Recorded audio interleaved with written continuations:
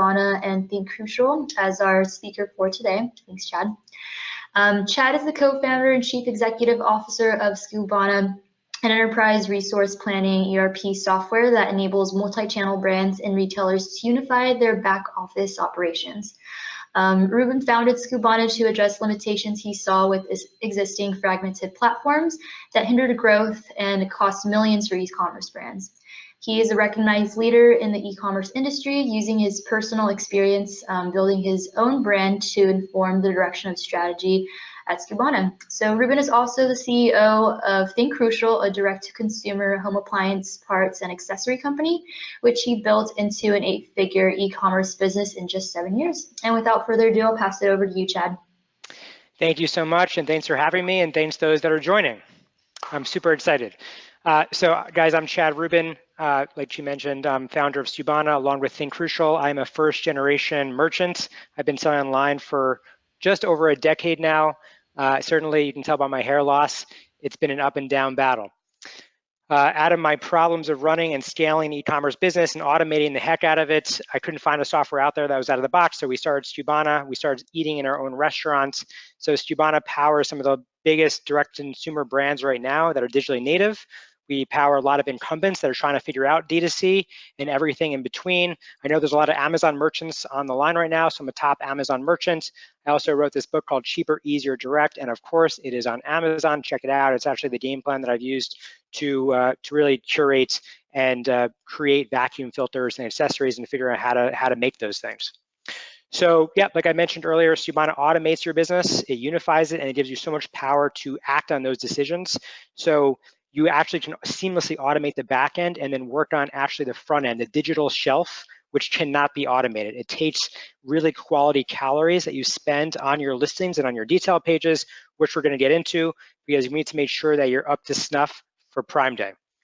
So today, we're going to talk about establishing your intention for Prime. It's a checklist we're going to go through. We're going to talk about optimizing your listings, making sure that you're in stock and what to do, and then tracking metrics that actually matter, going back to fundamentals. So Prime Day means a lot to a lot of people, but it's important to upfront and before Prime Day happens, and we have just enough time to talk about this, is to set up your intention for Prime Day, like the meaning behind Prime Day and what you want to get out of it. So to start things off, we are going to start with talking about and breaking down each of these, right? So Prime Day, for most people, at least that I talk to, especially for my own business, it's not about making the most amount of money, meaning the bottom line money, making profit. It's really about taking a strategic look at your product detail pages and figuring out how you can drive more traffic, because essentially maybe people aren't shopping for vacuum filters, but people will go shop for something else on Prime Day and drive more traffic to my detail pages.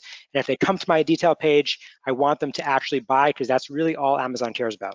So whether you're launching a product, growing a product with the product detail page, or you're trying to liquidate, I think that's the best use of your intention for Prime Day. If you're trying to profit, yeah, you can, but if you actually adjust your price on Prime Day, especially preemptively, Amazon factors that into the algorithm and could start showing somebody else's product. So that being said, why is it important to engage in Prime Day?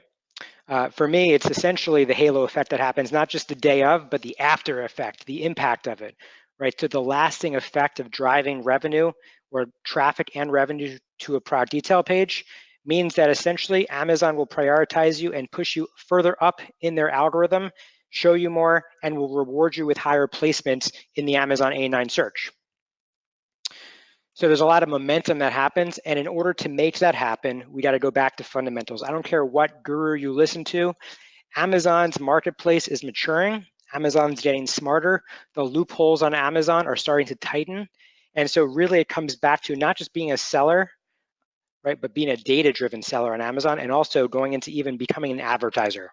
So there's a lot of moving pieces, and we're going to cover a lot today, which is why I'm speaking very quickly. If I mumble, just hit me up in the Q&A for me to reiterate something. Again, this is a meaty presentation, a lot to cover, and we have a short amount of time.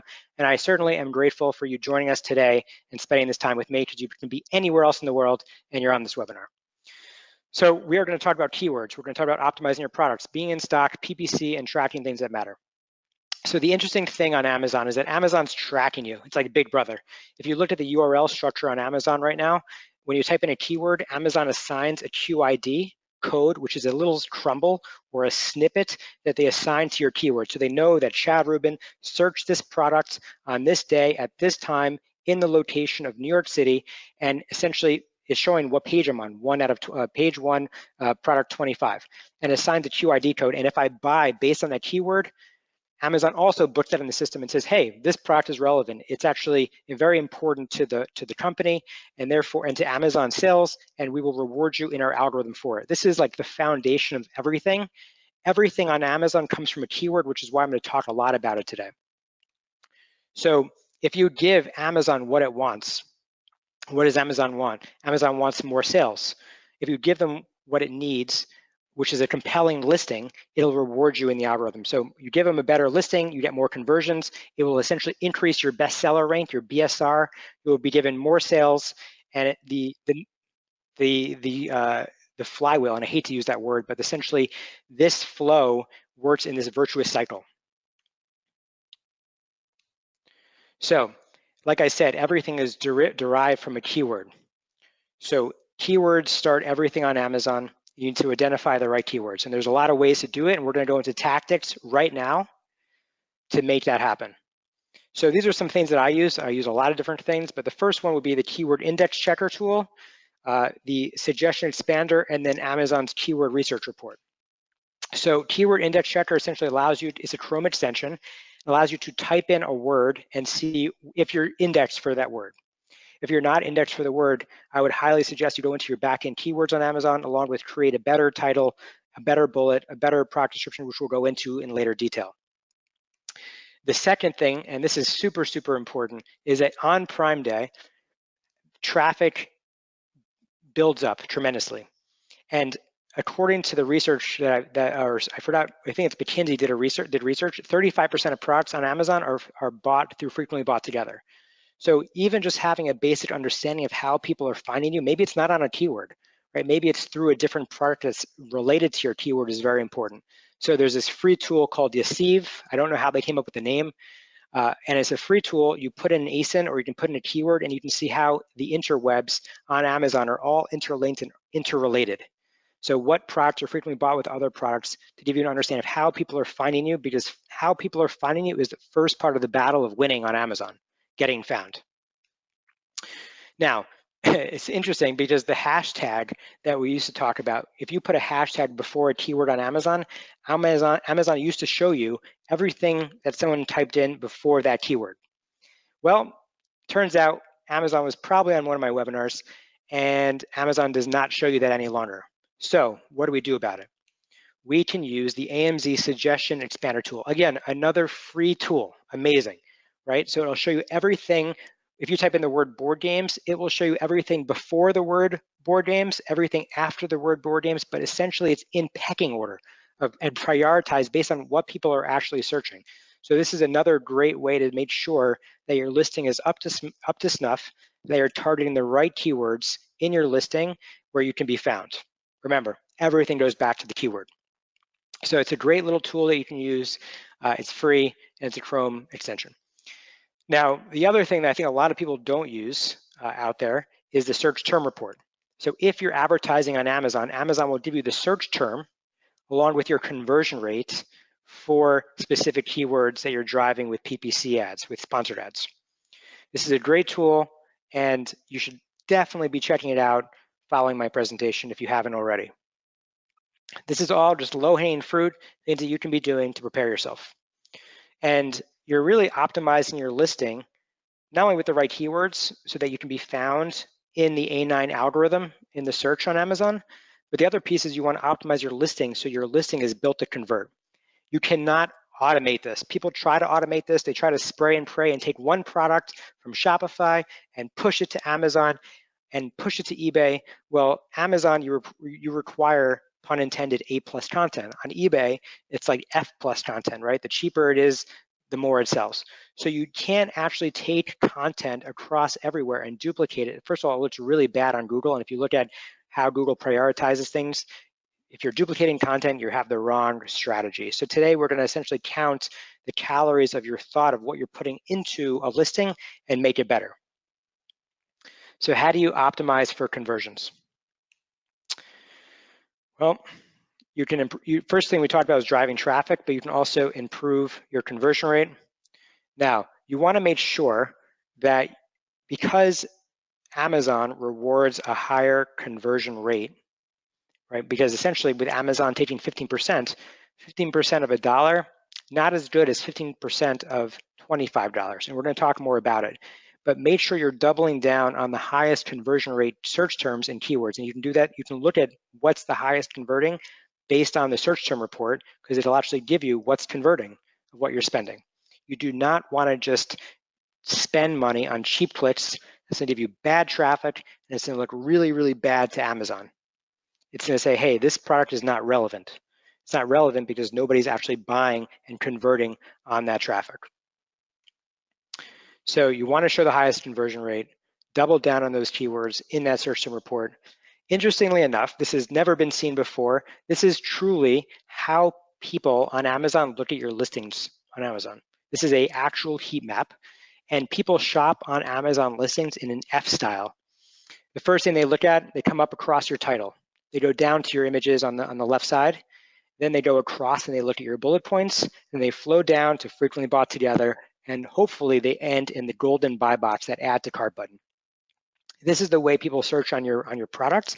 Of course, it happens a little bit differently on mobile, which we'll talk about momentarily, because about Amazon 2 years ago had a mobile moment. I believe over 55% of their revenue is derived from mobile. So let's just talk about fundamentals instead of like any quick hacks, crazy things, and loopholes that won't actually work in the long term, and you'll likely get penalized. Keeping your nose clean is super important to Amazon, because Amazon's responsible for over 50% of e-commerce growth in the last quarter. So we're going to cover titles.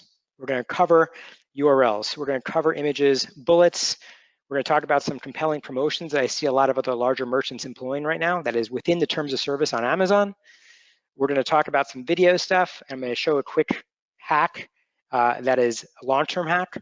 And we're going to talk about upselling your product with product variations. All right, so let's dive in. You ready to buckle up?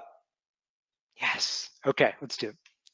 So creating a unique product title really is responsible for getting click-throughs on Amazon. It's not really responsible for getting conversions. It's very, very important.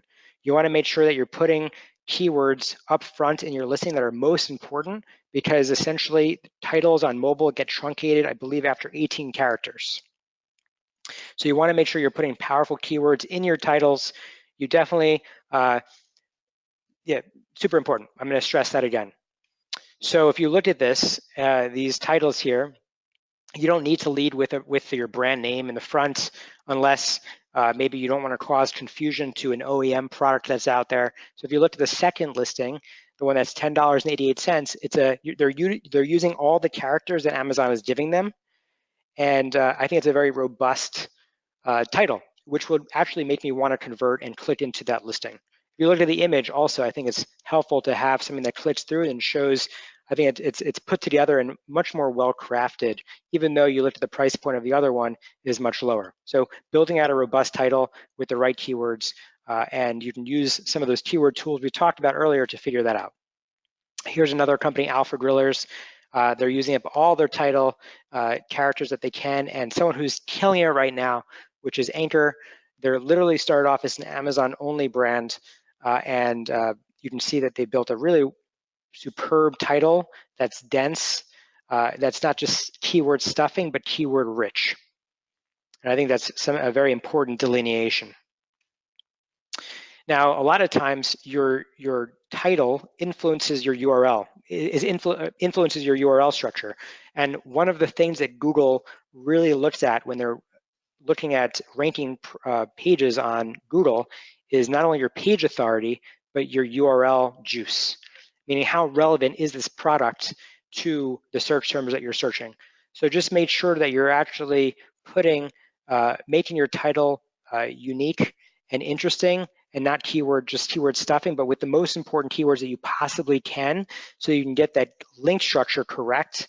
And a lot of people go to Google first to shop for product, and you want to get that free organic traffic from Google, at least while you can, because Google just launched their own marketplace, which, by the way, Skubana integrates with, which is Google Shopping Actions. and it's really nascent, and it's great to be there first because nobody else is doing it. So Google is kind of moving away from the PPC model, and they're moving into a marketplace model. And being first in e-commerce, especially when things expire 3 to 6 months from now, is very, very, very important.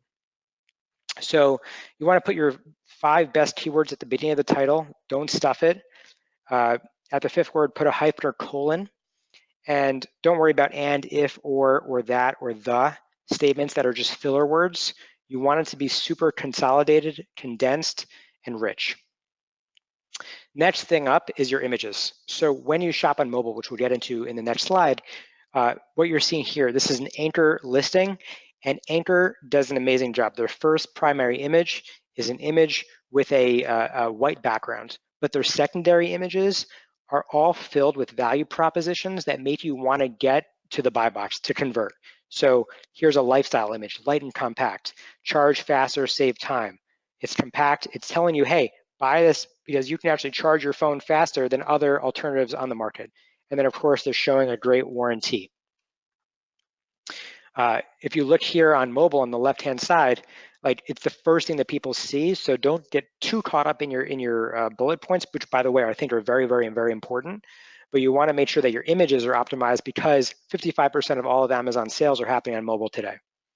Now, bullet points are important. I probably wouldn't use this example of Anchor for the bullet point piece. I think they've done an okay job for being such a large brand, but it's not necessarily the best bullets that I've seen on Amazon. So you want your bullets to be benefit driven. You want them to be keyword rich. You want to leave no bullets behind. I recently did hear that this money back guarantee on the last bullet is something that Amazon is frowning upon and has their bots taking a look at to make sure that you're not putting that in there, and it will essentially disincentivize Amazon's algorithm to push that into the top of Amazon's search algorithm. Just small little things like that move the needle. They always say like small hinges swing big doors. And just if you can take 1, 2, or 3 things out of this presentation that can move the needle in your business, it'll go a very, very, very long way. So one of the things I like to do is I like to essentially take the negative reviews from my competitors and bake them and as objections that we look to overcome in our bullet points. So we're taking the negative and we're turning them into a positive in our own listing and reshaping it, right? So if your competitor listing says, hey, it always leaks, or my trash smells because of these bags, or they're not strong, they don't last a long time, they're not double layer. These are things that these are opportunities. Right? These are opportunities where the door has closed for your competitor, but it has opened for you. Just something to really consider and think about. Copy is very, very important and influential to a product on Amazon. One of the things that copywriters always teach about is so what. So every time you have a feature that you list in your detail page, say so what, because you want to get to the heart and the core essence of what you're trying to say. So if you say, my product has triple filtration, so what? So my house can smell better, so what? So that I am not embarrassed when people come to my house and it doesn't smell bad, right? So those are things you want to think about as you're drafting copy of your listing. Now, I mentioned that frequently bought together is very, very important to Amazon's revenue and should be very important to your revenue. And you can use that tool that I referred to earlier, YASIV, and you can create this coupon stack, which helps you influence frequently bought together. So you can see Alpha Grillers here use this coupon stack. They've created it, and now people are buying that item with another item together. And that has a lot of it's like the butterfly effect that happens on Amazon. What do I mean by that? Well, you can be discovered more of your listing when you're in the frequently bought together, but Amazon loves it when people buy more from you as a merchant on Amazon as a brand. So if you increase your basket size on Amazon, Amazon rewards you for it. And we'll talk about that in the metrics coming up. One of the things that I love that I learned from a merchant recently is if you look at this listing here, this is probiotics. It's a very competitive category, but if you look at the secondary image here, they're actually baking in their coupons into the secondary image. And from what I understand, that is completely in line with terms of service on Amazon. So it's another way to get people to buy more. Again, when you buy more on Amazon, Amazon loves it, they make more money.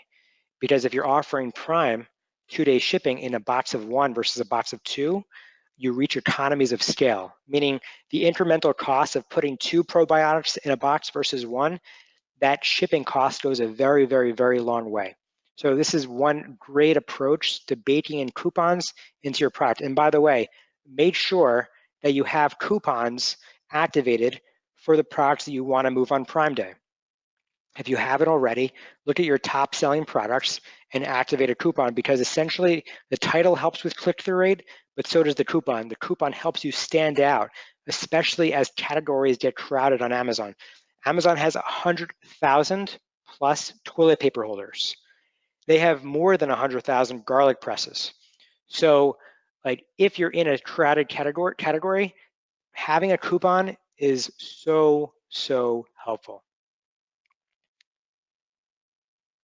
Okay, so video, low-hanging stuff on the video side, right? Now through enhanced brand content, you can upload video. If you haven't, you should. You'll see a very, very big conversion rate on your listings when they're deployed. And don't take my word for it. We're going to look at metrics later that you can start analyzing to see if these small tweaks make a difference for your business. Here's a little tip here we want to include is essentially there's these related video shorts that happen as you scroll down a product detail page. If you're wondering how to get those up, check out this link here on the left-hand side, and you can link to upload your video shorts. Again, this is just capturing more real estate space on Amazon, getting people to convert, and doing things that others aren't willing to do, right? And that's part of the competitive advantage. That's why you see a lot of these digitally native brands succeeding, whereas you have these traditional incumbents, I call them legacy brands, that are not succeeding, is that these brands are nimble, they're agile, they want to move quick, and they want to own the real estate space. Because e-commerce, I always say this is like playing a Monopoly. You want to be on every piece of the board to win. You want to be on Amazon, you want to be on Shopify, you want to be on Jet, Walmart, anywhere your product can be found and seen, where you can get wallet share, you want to capitalize on, and we help you do that. So let's talk about product variations. Product variations, now it depends on what category you're in on Amazon. Now, a lot of people have been getting carried away with variations and not creating true variations on Amazon. But if you look here, what this garbage bag company has done is they're saying, hey, you can buy 32 for $16, or you can buy 100 for $35.95. So essentially they're saying, hey, this is Coke or RC Cola, make a choice. And there's no real choice here. The real money is the 100 pack at $35.95. So they're essentially letting people find them through a lower pack size and upselling them in a higher pack size at a lower price, but so that they can reach economies of scale. And I've seen a lot of other merchants making lower priced offers non-prime and making the higher priced offers prime, because prime is so important to the customer. And it's important to you as a merchant and brand on Amazon as well. Just wanted to point that out, that you can leverage variations as long as it's in line with terms of service on Amazon. All right, so let's move into some PPC stuff. So it used to be that you can just throw a product on Amazon, have it be amazing, get good reviews, and that's all you need to do. And times have changed. Merchants that have been on Amazon for a long time, such as myself, are being forced to learn not just how to stay as a seller, but also how to become an advertiser. So driving sponsored ads to your listing is one way to drive traffic to your listing, as long as you can capitalize on it. Meaning you don't want to drive traffic to a crappy listing. You're not going to get conversions, you're going to waste money. Amazon will see that as an indicator where they shouldn't be ranking you in the algorithm and deprioritize your product. So that's very, very important to note. You also want to make sure that you don't run out of stock on Prime Day, right? You want to make sure that you have the right amount of stock, that you don't stock out. Because just because you made a lot of sales on Amazon, again, I think I started this presentation, I said there's this halo effect. This is your opportunity. This is the chance for you to rank your product higher and to increase your bestseller rank. I would say don't care about profitability now. Increase your rank on Prime Day, on this 48-hour sell-through period, and then capitalize on your gains after that. So you should be forecasting not just on what's previously happened in the past couple months, you should be forecasting what will happen, baking in growth, lead time, and mins into your calculation. Selfish plug, Skubana automatically does this for you algorithmically and will create a purchase order with a bow on top awaiting your approval. And on top of that, we will essentially algorithmically figure out for you how many to send to Amazon and prioritize it, not just based on velocity, but based on profitability. So not just sending to Amazon what's going to make you the most, what's selling the most, but what's going to make you the most money, especially factoring in your future sales, which you need to be accountable for. So let's talk about metrics to validate that it's working. Again, don't take my word for it. Don't take anybody else's word for it.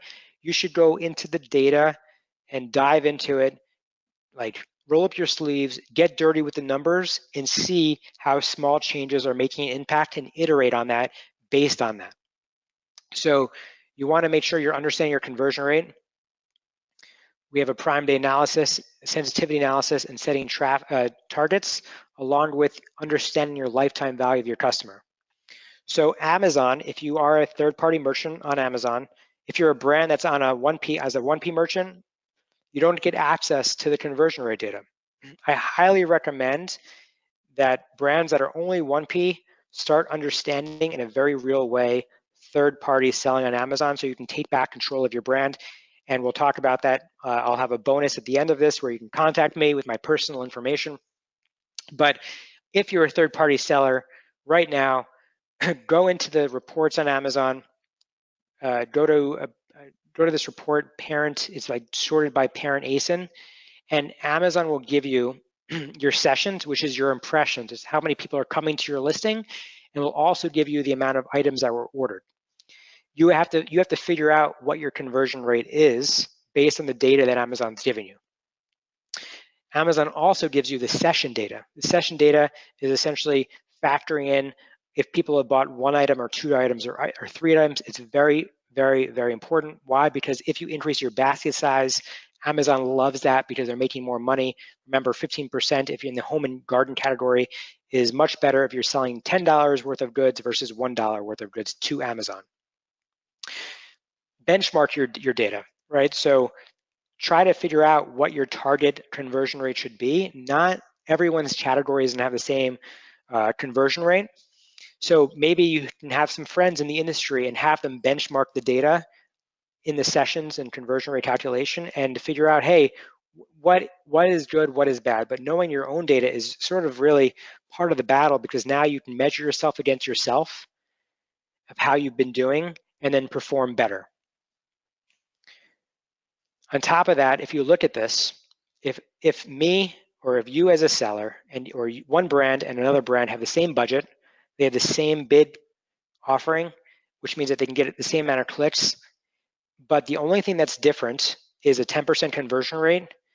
Amazon makes more money when you have a higher conversion rate. It's very, very, very simple. This is the win rate to win, and even in PPC, like if you're matching your competitors, the way to win in PPC is to have a higher conversion rate because you will get the lion's share of those clicks. And of course, they'll convert, which means it makes more money for Amazon, and Amazon can report better results to their stakeholders and to their shareholders.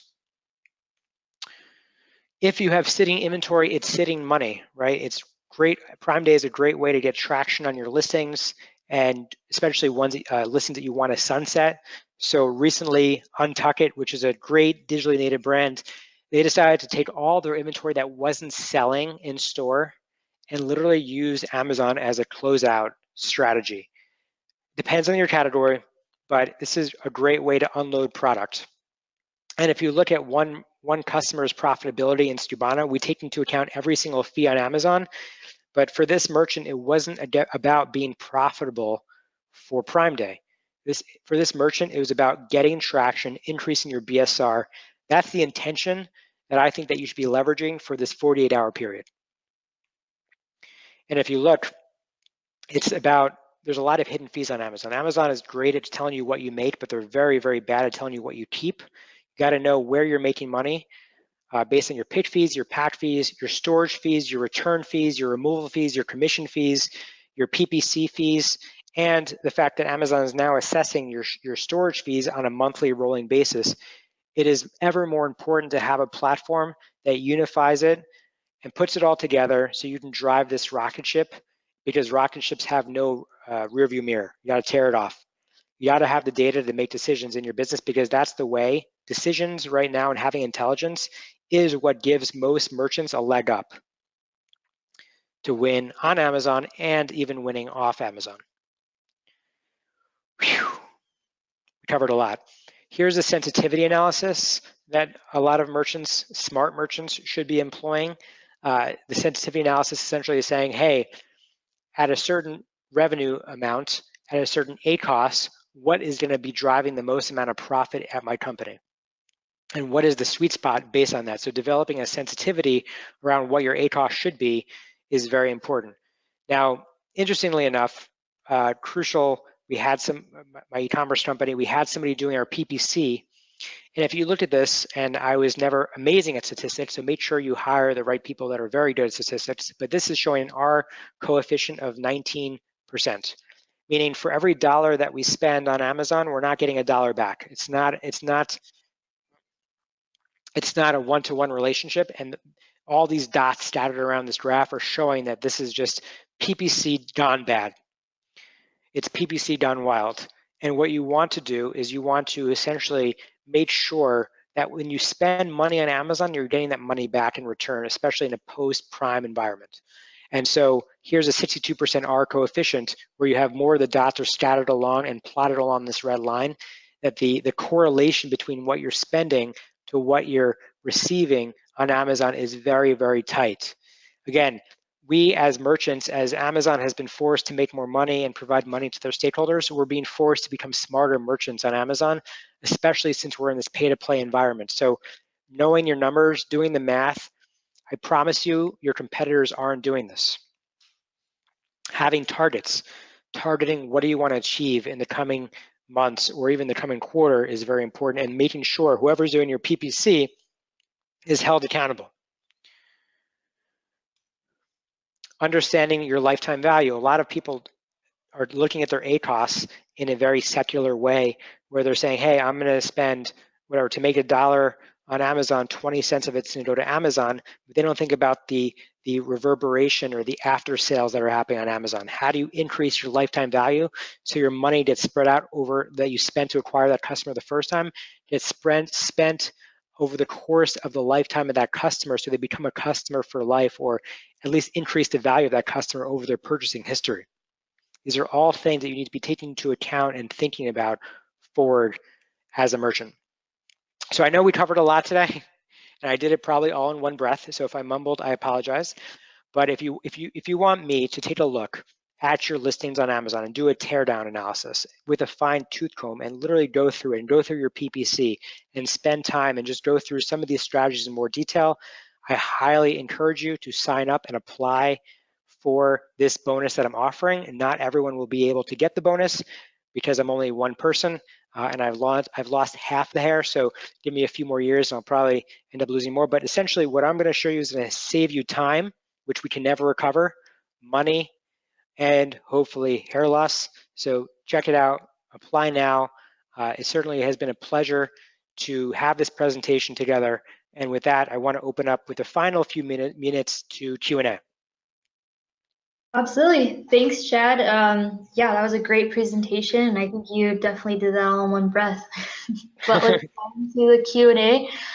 We have a few questions that I've been queuing up for the speakers, so let's get right to it. This first question is from Claudia, and she's asking, I launched my product last October. I understand that every time you change anything on your listing, you risk losing indexing on your whole listing and thus traffic. What do you suggest we do to minimize the damage of optimizing our listing?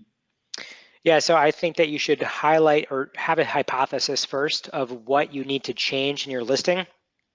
Now, if you change like your brand, for example, that has a much larger impact on organic SEO than changing other parts of your listing. So have a hypothesis and then iterate in small doses on that hypothesis, meaning if you think it's because you're leading with something wrong in the title, make those changes. But on top of that, track your changes, right? So make sure that you're plotting out your conversion rate before you made the change on a monthly basis. Go back a year because you might be in a seasonal business, and then make those small changes. Look at what happens to your conversion rate and iterate on that. Perfect, thank you. I think that was super valuable. And then before I go to the next question, we're having a couple people ask if you could share that link that you were mentioning before we dove into the Q&A. Would you mind going back to that slide? Sure. This link? Yeah, that's the one. Got it. Thank Cool. you. If you could change in like maybe a minute or so. Okay. And then next question. So vendors are not allowed to have these props and images unless this has changed recently. This question is from Amy. What are the suggestions for vendors in this case? Vendors are not allowed to have what exactly? Props in quotes.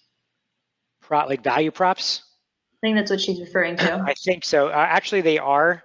In secondary images, you can actually have value propositions in your images. Honestly, if that's the case, then everybody is violating the terms of service.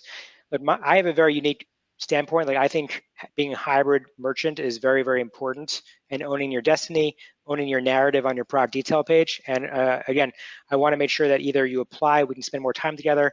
I can give you my personal email address, which is chad@skubana.com. If you have questions, and I can elaborate on a deeper level. Great, thanks, Chad.